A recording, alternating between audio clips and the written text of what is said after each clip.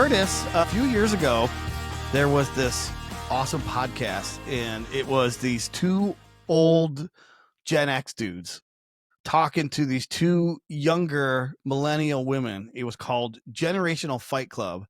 And the whole purpose of this was to demonstrate how little millennials know on any topic. One of those stars of that show is on the podcast today. That's me. The other star, who was proven not to know nothing, was our guest for today's podcast, someone you and I have been working with. But I think what's going to happen today is she's going to prove that she knows more than us two old Gen X dudes, Kurt.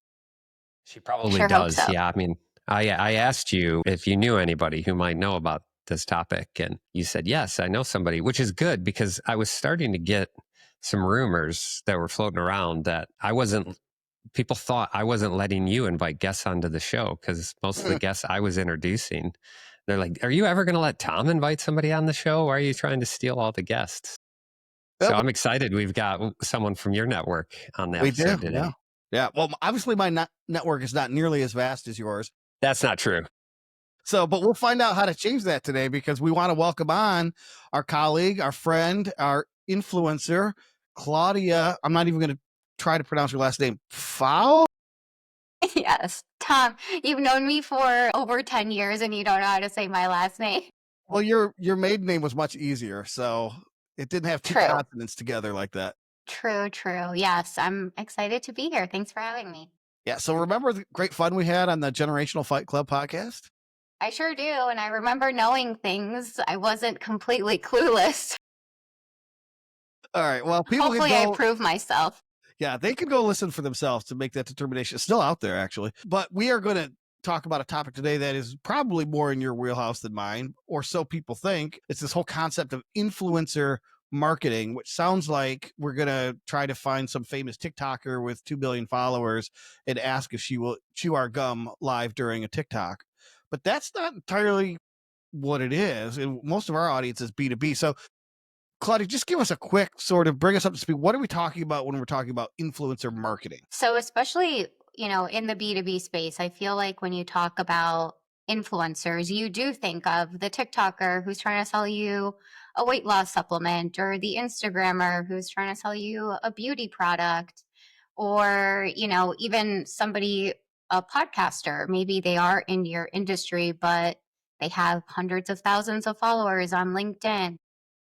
And it is that, but I think in the B2B space, it's more so about anybody who's willing to talk about you to somebody else is technically an influencer. So that could be your own employees, it could be your customers, it could be industry podcasts or people who could write articles about you, people on LinkedIn, people who are building their personal brands. I think the term is very wide and it can be leveraged in the B2B space so much more than we think, because when we think of influencers, we just think of what's happening on social media. Yeah, it is. So the first thing is, so if you're a B2B brand, you shouldn't have tuned out already. So hopefully you haven't, because we're going to be talking about why it's appropriate and applicable to B2B space. But we also, I think that we want to dispel the notion, and I think you sort of already did, Claudia, but to put a finer point on it, that it needs to be somebody who has a mass audience. I mean, aren't influencers potentially like deeply embedded within niche audiences? And might those not be the same niche audience that a B2B brand is looking to penetrate or influence? Yeah, it doesn't have to be somebody with a huge audience. It has to be someone who other people trust. That's really what it comes down to. Sometimes, and I think we're going to talk about this eventually, but micro influencers gain the trust of their followers a lot more deeply than maybe somebody with millions of followers, because they kind of sell out. Not everybody, but they start working with brands that might not align with the original audience that they intended to speak to, or things like that. So it doesn't really matter. The number doesn't matter. It's just somebody who has a voice in the space that people trust, who has authority in the space, who, is willing to provide value on whatever topic is related to your brand. And then other people, are chiming in, or they trust that person. They're willing to take their recommendation. Yeah. And Curtis, that word trust sounds like it's very close to a word we've been using a lot this season. Actually, I think we started the season talking about authenticity, and we talked about earning trust. I'm thinking again about the story of your daughter who eventually bought chicken feed from an online website that influenced her into choosing a name for your chickens. But so authenticity, and I don't know if you want to respond directly to the example of your daughter again, but authenticity is something that you and I have been preaching really since day one of season 2. Yeah, I think authenticity boils down to establishing trust. Like you're not going to likely trust somebody who isn't genuine and that you're not going to believe in. I think in the B2B space, influencer marketing has been going on for a long time. We just haven't called it influencer marketing. So like I was in the IT space, and in the IT space, we were called a value-added reseller, a VAR. So we had relationships with Microsoft and Netgear and Dell and all of these larger brands who utilized us, who were face to face with the clients, again, not on a mass scale, but to talk about their brands and to sell and implement their brands within the markets they wanted to be in and participate in. And then they educated us, so we in turn could educate our customers and sell their products. So I think it's now starting to, I think this is what I've been sort of wrestling with over the last year, is there's sort of this influencer marketing outside of what we have traditionally looked at it, that there's these opportunities to turn those sort of advocates who are genuinely believe in your product, your service, whatever, and whether they're an employee, whether they're a user or customer in some way, but you can turn them into essentially an influencer, right? Somebody who's willing to talk about your brand in a positive way, educate their audience. It doesn't have to be a large audience. I think there's a lot of different ways that they can do that. Well, maybe let's dive into a couple of those. So just to level set. So what we're talking about is a brand, a B2B brand, for example, is trying to get some exposure or influence within a certain market, let's call it. That market already has an audience. That audience might not think of themselves as an audience, but that's who the market is. And within that audience, there are centers of influence. And those could be celebrities. Those could be organizations. We just mentioned a few others. Could be a podcast, could be employees. So what we're advocating for, and this is what we're going to talk about how you do it now, is a B2B brand. How do they identify centers of influence? And then how do they go about using them? Maybe that's not the best word. Leveraging them, also not the best word. Tapping into that as a resource to market in non-traditional ways. And maybe we use an example, Claudia, because maybe you're the real world influencer among us, but tell us how, start with the basics. How is this done effectively? You just have to see who is willing to talk about you organically. I mean, there's several routes you can take. You can go down let me find the most influential voices in the space and contact them and see how I can create a partnership with them that feels organic to them. I think the important thing is that they would willingly use your product or service regardless of whether you're going to be paying them to talk about it or not. Because that's when things get disingenuous and people start to not trust that person because I would never use this platform on my own, but they're paying me, so I'm going to talk about it. So it's finding those users who would be willing to use this product. Maybe if it's like a tech product, let's just say you provide them with free access, let them play around with it, let them give you feedback, kind of like really create a partnership with this person so that whatever they are going to relay to their audience feels very natural and authentic to them because they've actually used it. That's one route. That's a harder route to take because these people are constantly bombarded by brands and companies like yours. Then there's the internal route. If you created a culture that, allows people to build their personal brands and you encourage it, then you most likely have advocates already in your team, whether it's a salesperson or your own CEO. That's usually the number one influencer that you could have in your business. If they're willing to be active on LinkedIn and, post organically about what's going on in the business or what's going on in the industry, that's an easy shot as long as people are willing to raise their hand for it. Let me pause you there, Claudia, because Go for You it. both are working with one of our clients right now who's attempting to do that, right? So maybe tell that story. We have a client, we don't have to name the name. Maybe they'll come on the show. I think they want to be on the show here soon, but they have a younger employee. I don't want to age them, but they don't have as much seniority. They don't have the influence that some of the other members of the business have, and they've expressed some interest. So where have they kind of taken that from there? And what have you guys kind of, is at least some early results from that? I mean, the tenacity that this person has is great because they have a connection to the company. They want to see the company succeed. I believe they're on the sales team. So obviously they're getting something out of this, but personally, they also want to grow their own personal brand and, their status in the industry. They want to be known for something. That's like the perfect combination of a person that you could have internally who would act as an influencer for you. And I think because he's so excited about it and is so authentic about it, he's posting consistently. He's really willing to grow his audience. So he shows up for people. He provides value. He talks about things that maybe other people aren't talking about, or he talks about it in a very fun and engaging way, and people are reacting to it, which is great. It doesn't matter that he's not the top tier person in this industry. It's the willingness to show up, which most people don't have, surprisingly.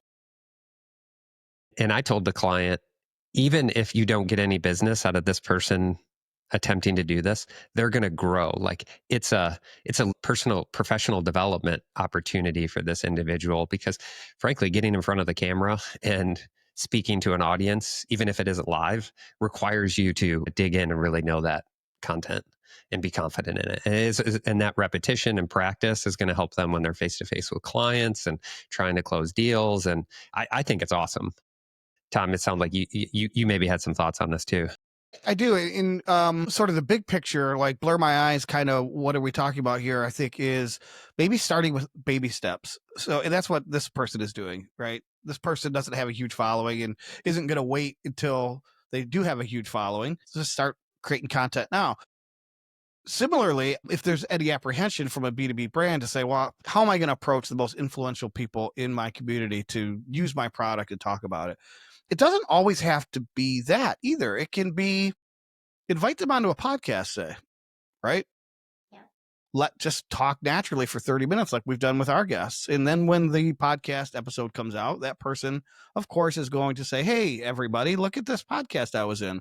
Now, we're not doing it selfishly. We bring on great guests like Claudia because they add value to the conversation and talk about things that you and I aren't experts in. But the residual is that these people who have large followings, spread the word about what we do and who we are. So you could think in those terms too. Like if you're apprehensive about asking somebody to use a product and you're unsure of what they might say about you once they test it, invite them into a conversation. That's a baby step, right? The other baby step thing that I wanted to pick your brains on, maybe I'll start with you, Curtis, is I think it can be daunting too for companies who are not used to marketing and certainly not influencer marketing, is to think that they need to build this community themselves. So they're not going to get anywhere until they have the 1 million followers on Instagram or TikTok or whatever. And it's not always, well, let me pose it as a question. Do you have to necessarily build the community, or can you find the community? Yeah, I personally think you can find a community I think that's what you should do first. In my opinion. First, I think you should go out and see, are there other people having conversations about the problem that you're actively solving with your product or service? And then somebody needs to join in on that conversation. We help a lot of HR type companies that provide professional services or technology services and human resources in various different ways. Every single one of those companies, they said, are you active on SHRM? SHRM is the Society for Human Resource Management. If you're going to get anywhere in human resources, manager or above, you need to be likely certified in SHRM. And so you go through this rigorous process of certification, and then you get a membership into SHRM where there is a forum where all these professionals are having conversations and helping each other. Now, you could be a lurker. Going back to that. If you're smart, we can go back, another episode. You could be a lurker and just listen to the conversations or watch and pay attention to the conversations that people are having and how they're addressing problems and whether or not you solve those problems and if you should be part of those conversations, or if maybe you have an opportunity to change your platform, change the way that you deliver, change the way that you're talking to prospects based off the conversations that are happening there. So that's just a really good example, I think, for, like if I was a Salesforce implementation person, I'd be at Dreamforce, and then I'd be part of, some sort of Salesforce Slack channel or Reddit thread. Like, I'd want to be part of those conversations. So if it's big like that, then, go and join the conversation and either find influencers or have the opportunity. You could potentially be an influencer. If you happen to be in a space where there isn't anything at all, then now you look at the opportunity to create your own community and invite people into it that can start to have the conversations that you can be a part of. And now, it's not an influencer in the sense that you are talking to people and expecting them to buy the product. You're just basically creating community to allow those people to have the conversations that you now sort of control those conversations, right? And control and that data and that sort of ecosystem. There's a reason why Salesforce and HubSpot have these user groups and these big conferences. I want to talk more about conferences and events and those types of things, but there's a reason why they do it. Yeah, absolutely. Mhm. I'm going to share my quick example, Claudia, because I can't resist, and then you can share yours. So going back to the conundrum, do you create the community or do you join / find the community? So a few years ago, my brother and I, each separately, believe it or not, decided that we were going to create yacht rock music. If you're familiar with the term yacht rock, there's this whole modern yacht rock movement. And so obviously we wanted people to find us so that they would be by fans, maybe download the music, stream it, whatever they were going to do. And so we could have tried to create community around our projects, around our bands, but instead there was this built-in community that already existed and founded on Facebook. There was 5,000 members of a Yacht Rock fan page, a group. And so we just decided to kind of infiltrate that and observe and be active observers. And we thought, you know what these people don't have, going back to, identifying the need. They didn't have a podcast that talked all about Yacht Rock. So again, my love for podcasts. And right away it caught on. We weren't talking about ourselves. We were talking about Yacht Rock, the thing that all of these 5,000 people already loved. And before you know it, we started to gain an audience. And that group of 5,000 today is over 168,000. And now, because of our podcast, we are seen as like the center of influence. Like, hey, you guys all listen to this podcast? These guys are experts. And so now we're not experts. We're just kind of along for the ride. But the point is we decided to become part of the conversation, become part of the community. The community grew naturally. Of course, every once in a while, we talk about our bands that we're trying to plug. And of course, all 168,000 people have discovered these bands. That's what I'm advocating for, is like, you can create content, create community, become part of a community, Claudia, and you don't necessarily have to build it yourself. But to Curtis's point, if it doesn't already exist, maybe you do. So do you have an example? It's not Yacht Rock related.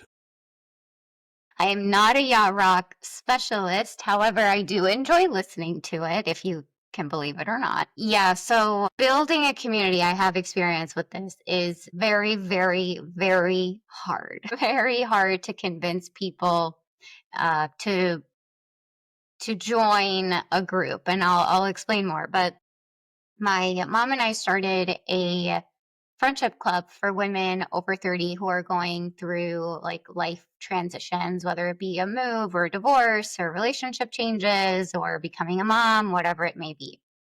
And originally we started with just a Facebook group, just a free group that anybody could join. And within that group, we learned the problems that people are having when it comes to making friends, which then led to us creating an actual membership-based club. In that group, we have, almost 16,000 members. And it's pretty amazing to see how everybody complains about the same things, but they don't do anything about it. Did you just say 16,000 members? Yeah. Wow. Good for you. All right. Sorry. Continue. Thank you. Yeah, I mean, it happened organically, and we can talk about how to grow a Facebook group on another podcast episode, but really you can use these communities for research, which is exactly what we did. So we looked at what the women were saying. What were they complaining about? Why did they feel like they didn't have friends or couldn't find their tribe?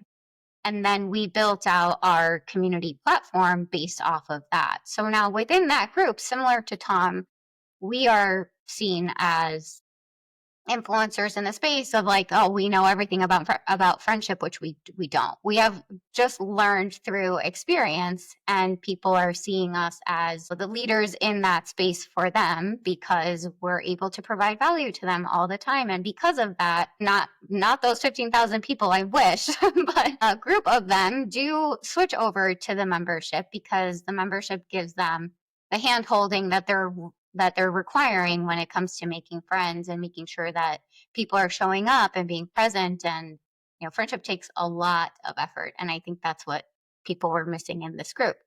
So long story short, yes, you can build your own community. I would say don't build it to be an influencer, build it with another purpose, build it to either, obviously provide value to whoever's going to be in the group. That's number one. But get something else out of it, whether it's research or, understanding your ICP a lot better. That's exactly what we did. Now we know exactly who to talk to, how to talk to them, what their problems are, because we created a, safe space for everybody to open up.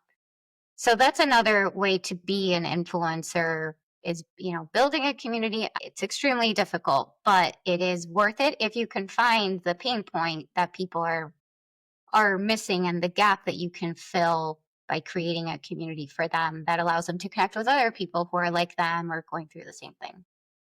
I think the math resonates too, because I don't know what your membership level is, but Brian Clark, who's very famous influencer in content marketing space, will tell you that like it's hard to build the tribe, but even only a small percentage of that tribe is willing to pay for the value that you provide. So you got to go into it knowing that you're going to be giving out free content, advice, value, whatever it is. And it's converting that top of the top, the 1% maybe. Go ahead. I was going to ask you though. Well, I'll ask you the question. You have a follow up. I wanted to ask you both real quick question. So you got to 160,000. How long did that take you? I didn't. It was somebody else's group. That was the point. So okay, but the group itself, yeah, from the time that you joined it to 500, you said to 160,000. How long did that take? 5 years. Okay, and Claudia to 15,000. It took us about 8 months. Okay, so under that's a year. That's pretty good. My message to businesses would be, and we've said this over and over again, Tom, you got to have patience with these things. Like, you're not going to create something and 30 days later, 90 days later, you're generating a bunch of leads and you've got this thriving community and all this. There can be instances where things take traction and a lot of things got to go your way for that to really happen. But other times you just have to get the flywheel going. And sometimes, even though you're on an upwards trajectory, it can seem slow and it might take some time. But when you get there, you'll know you've arrived, I think. Oh yeah. But you've got to have patience. And so I would say, don't even do these things if you don't have patience for it, right? You're not going to do influencer marketing and B2B and get some payoff in the next 30 days. Well, as we said many times, the B2B sales cycle does not allow that to happen anyway, typically. But the other thing that Claudia pointed out that I wanted to emphasize is audience first, not yourself first. It was audience first. We didn't grow. That's why I wanted to make the point. We didn't grow the Yacht Rock Facebook page, that group at all. It grew by itself because this thing called Yacht Rock is this groundswell that is happening on its own, right? So all we had to do is be a part of it. But there was another example you brought up yesterday, Curtis, WP Engine, and they created a community. Yeah, not so there's, for the purposes of selling into it even. Yeah, there's two I'm a part of. So we had SEO testing on, Nick from SEO testing on last season. He's got an SEO platform for tracking Google organic data and all that. So he's got, certainly isn't a HubSpot size company, but he's growing his company and saw this need as support requests were continually coming in as one way for him really to offload some of the support requests. It says, hey, you guys could help each other out, right? Like lots of common questions and concerns. Let me just create a Slack channel where you guys can have conversations, but also you can reach me and my team through that Slack channel. When I have bug fixes or new features, or I'm going to release beta features and get your feedback. I'm going to release that in here. And then you guys in the meantime can have conversations about what you're doing with your businesses and how you're solving SEO problems. And now he's created this niche group of SEOs who are really more of the data nerds on the SEO side who like have a place to go. Right. And the 2 years or so I've been in that group, I've seen it, sort of evolve and his platform evolve, because we're talking about the problems that we're facing, the problems and the types of things we're trying to solve for our clients. And then he looks at it and says, could this be something my platform could solve? And he wouldn't have those insights really. He'd have to do surveys and questionnaires to his customers and all that. The other one I just got invited to. So I think another big company, BP Engine, which is a hosting company, think of them like a GoDaddy, but for only WordPress websites, US based, female founder. The company's like 12 years old. Most people in the hosting space, unless you know WordPress, really don't know who they are because they're not a big hosting company like a GoDaddy, but high trust within the WordPress space. And they just recently created a Slack channel and now have thousands of developers in there who, again, are all talking about how they're solving problems and the types of things that they're working on within WordPress. And, if I were on that BP Engine team, I would be a lurker and just consuming all that data or giving that data to AI and sifting through it and say, how could we improve our platform based on the conversations that people are having about the types of problems? And those problems aren't necessarily directly related to the software. They're just directly related to WordPress itself. And maybe there's ways that they can enhance their software that improves those customers' experiences to not only retain them, but to hopefully get new ones. And then that community, then potentially some of those people become influencers and start to bring more and more people in, particularly in this group I'm in a specific group of partners, right? So as a reseller, which is what I am, I'm there with other partners. So yeah, again, I think if you have the opportunity to do it and you don't see it currently exists out there, go and create it. And if it's nice and niche like that, I think you'll get a lot of good, data and insight. Maybe there's concern that there'd be a lot of noise if you go and create a channel like that and people would be complaining. And certainly you need moderators and stuff for if you're going to create a forum in a group like that. As I'm sure Claudia, managing a Facebook group is a lot of work and you've got to moderate a lot of stuff on Facebook. Because it's a platform There's a lot open of weird for people out there. Yeah.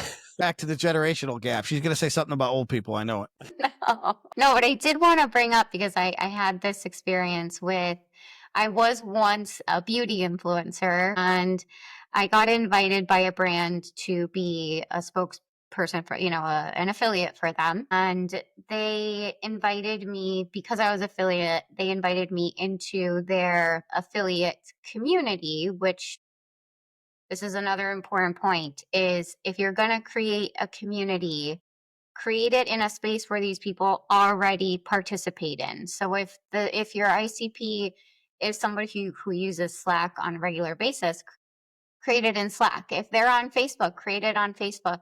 This community was built, I couldn't even tell you what the platform was, I don't remember, but it was something that I don't use all the time. And they didn't have a real purpose behind it. It was just like, let's get all of our influencers together in one space. And that's that. There was no, why are we here together? What's the point of us chatting with each other? Are we supposed to be friends with these people? Are we supposed to get tips on how to sell these products better? There was no guidance. It was more so let's dump you all into this platform and hope that you connect with each other. And it fizzled out within months. Nobody used it. It wasn't, so just going back to the point that you have to think about the person that you want to be part of this community. Where are they? Where do they hang out normally? What do they want to get out of this? And how can you help them with that versus let's just create a community just because we should and dump people into it. It's not going to work.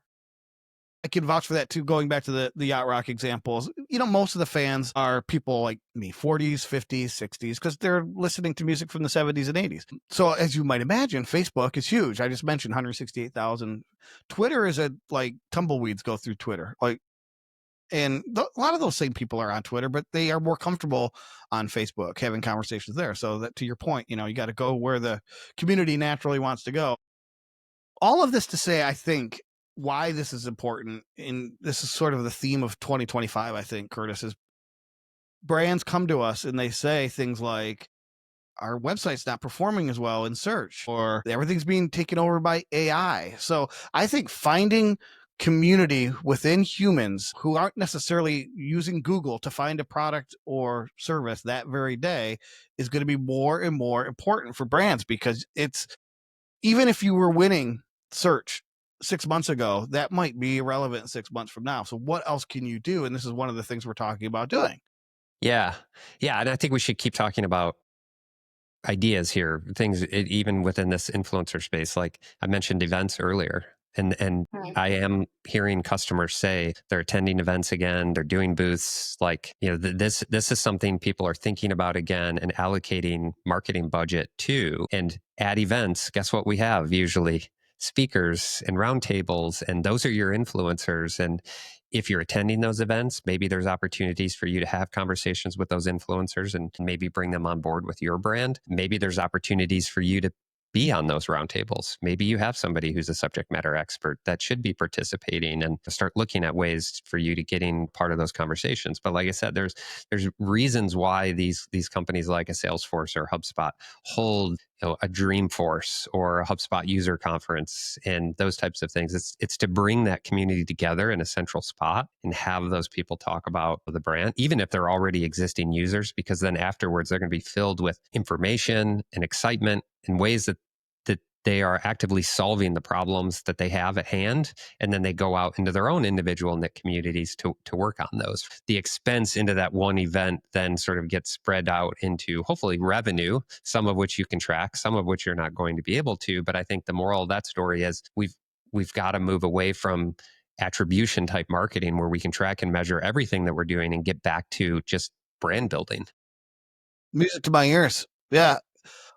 Claudia, one other thing that I just, as we sort of wrap up here, I wanted to go back to something you said earlier, because more music to my ears is the notion of smaller audiences and going deeper within smaller audiences. And you said something along the lines of sometimes your greatest influencers could be, you know, very deep within a niche audience. So I think a lot, especially B2B brands, should maybe, they might be thinking big, but they should start small. Why? Or give us an example of why is maybe that more effective than trying to find the TikToker with 1 million followers?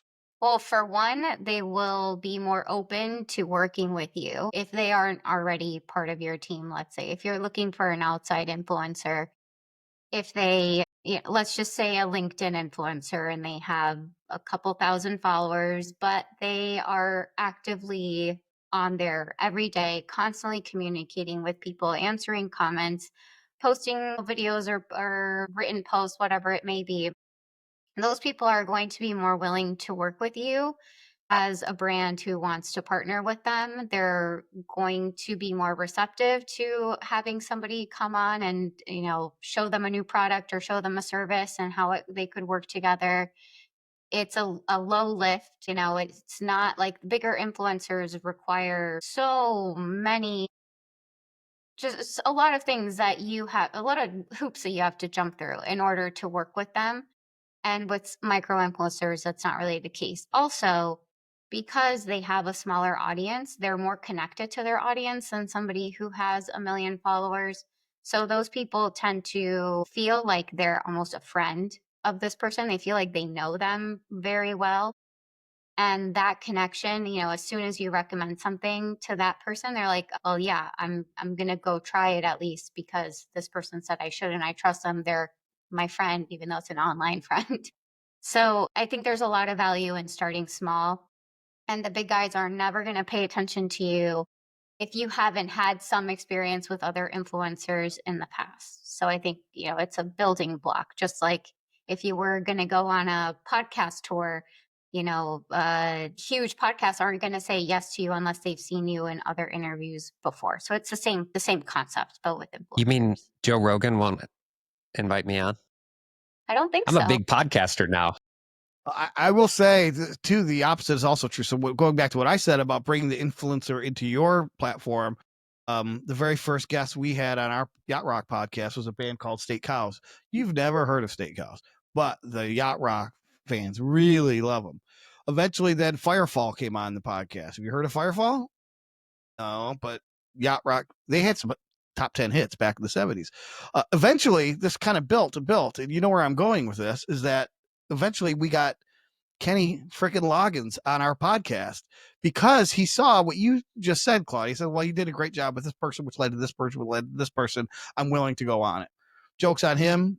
We're just a bunch of yucks. But anyways, no, it was a great interview. And going back to that's why now people think we're the influencers. It's like, ooh, they've got Kenny Loggins' phone number. So Curtis, last thought, and then we'll get your last thought, Claudia. Is there any what would be your takeaway or advice, or if you're going to do this yourself, Curtis, what would be the first thing you go out and do? 30 days, I'm going to dip my toe into influencer marketing, and this is how I'm going to do it. I have one approach and then one piece of advice. Okay, so my approach would be get somebody out who's doing research to see if you do have any power users, power customers, who's actively talking to you, whether that's you're looking through reviews and man, this person posted an amazing review. We did not solicit it at all. Maybe we should reach out to them. And you start to dig into that individual and they've got a YouTube channel. We were just evaluating project management tools. And I was looking on YouTube because I wanted to see how they worked. We found I found a husband and wife that I kind of went through their journey of videos, and then they started talking about in some other videos their journey, and they had used a bunch of different platforms in their careers, found one they really liked, started to just personally make videos about how to use the platform. That company contacted them and eventually got into a relationship with them where they're now being paid to create content for them. This is part of your marketing budget, essentially. Now you have people who are creating content for you that you don't have to hire somebody to come into the organization. These people already have a following and they're doing it from this place of authenticity. They weren't hired, at least when they got started. Now they're being paid for it, but that wasn't their objective when they got into it. They just wanted to help other people. Now, the advice I want to give with that is there's implications to that if you're a business that you haven't got into this before, like legal, right? You can't just go and pay an influencer and not have contracts in place and the proper T's and C's, right? As you start internally and it's employee, it's a little different. So I would say start internally if you can. Again, do some research, look out there, see if there are some communities. If you see opportunities, then start to explore those routes. But know that you might have to get into legal and finance and some other things in order to make something happen. But it could be fruitful, or it could be like this, Tom, a simple podcast where we bring people on, and somebody like an Amy Schuster who has a great following posts one of our podcast episodes and she gets 30 comments on it on LinkedIn. Yep. Like, that influences us, and now we get new subscribers, new people who are seeing our content, and you never know where that's going to spread to. Yeah, even new guests. Claudia, what would you recommend people do, either as a first step or? I agree with what Curtis said. As a first step, like do your research, figure out what bucket you want to go down, whether it's the outside influencer, internal influencers, or communities. Figure out which of those three fits your audience the best. And at the end of the day, like my one piece of advice is to just stay consistent. Like keep doing this. If whatever bucket you choose, show up there consistently, because that's the only way that people are going to start to trust you as a brand. And I think a lot of people give up when, maybe they partner with one influencer and the numbers aren't what they thought they would be. Okay, well, we're not going to do that again. No, because that's your first time. You have to keep going. You have to try again. Or if your, CEO is trying to become a LinkedIn influencer, let's say, it's not just let me post one thing and I only got 5 likes, I'm never going to post again. You have to keep showing up. And at the end of the day, you guys have said this multiple times on your show, people buy from people. It's very rare that somebody searches something, they find your website, they say, oh, this is great, and they sign up for a demo or free trial or buy your product. They're going to go to LinkedIn, they're going to go to Reddit, they're going to ask their colleagues, they're going to ask their friends, have you used this product? They're going to go to YouTube and see if there's a tutorial. So figure out where your person is going and how you can show up there with people who have influence, or you yourself becoming an influential voice. Great advice. And that stuff lives in perpetuity. I want to hear your thing too, but I'll see brands spend $100,000 a year in advertising, and after the click, that money's out the door. They've spent it, it's gone. You go and invest in these types of things where you're building content that can live in perpetuity forever online. And it's 2 years later and somebody stumbles across a YouTube video. It's like, oh, I didn't know that product existed. I should probably look into that. And they buy. And it's just living out there on the internet, ready to be consumed. Now, in a LinkedIn feed, that's a little bit different. But you look at these channels where that content could live out there in perpetuity, which basically means forever, theoretically. And, those investments could pay off again, but you need patience. And thank you for saying show up. You got to show up. You gotta show up. What are your Even thoughts, if you Tom? would Go ahead, Claudia. go. I was going to say, even if we were talking about events, even if you say, I'm going to go to an event, I'm going to be a spokesperson at this event, you have to continue that conversation afterwards, whether it be on LinkedIn or your own blog or on YouTube. People won't just see you once and say, that's my guy, I'm going to buy from him and move on. No, they have to see you. You have to show up. There's some, Curtis, you've brought this up before, the 7-14 rule where you have to show up 11. Yeah. Where you have to show up so many times for so many hours in front of people for them to trust you. And you just got to be consistent in order to get there. Wow. My stuff is sticking. Yeah. Boy, whoever convinced you to start a podcast was brilliant. Man. So, well, speaking of which, Claudia, thank you so much for coming on. Last question. Was it more fun for you to come on a podcast with two old Gen X dudes talking about something you clearly knew nothing about, or talking about influencer marketing with two equally old Gen X dudes? I think I liked when I didn't know anything. That was never. We did. All right, Curtis, it's up to you and I now. We got to go build the community. Let's do it. All right. Keep rocking and rolling. Till next time. Thanks, guys.